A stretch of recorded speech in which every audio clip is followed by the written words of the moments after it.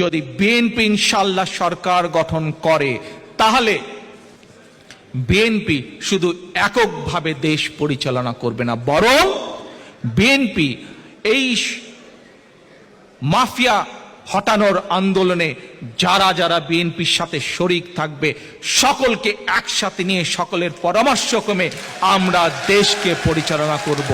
শুধু তাই নয় প্রিয় ভাই বোনেরা, শুধু তাই নয়, বাংলাদেশে বহু মানুষ আছেন, বহু শিক্ষিত মানুষ আছেন, সুশীল সমাজের একটি বড় অংশ আছেন যারা আমাদের দৈনন্দিন রাজনীতিতে, নির্বাচনী ডামাডোলের রাজনীতিতে যারা আসতে চান না।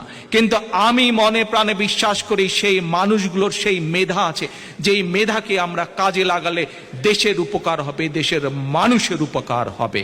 আমরা সেই মানুষগুলোর পরামর্শ গ্রহণের জন্য, সেই মানুষগুলোর পরামর্শ গ্রহণের জন্য, সেই মানুষগুলো যাতে দেশের উন্নয়নে, দেশের মানুষের উন্নয়নে অবদান রাখতে পারেন সেই সুযোগ সৃষ্টি করতে চাই, এবং সেই জন্যই আমরা দ্বিকক্ষ পার্লামেন্ট বাংলাদেশে তৈরি করতে চাই।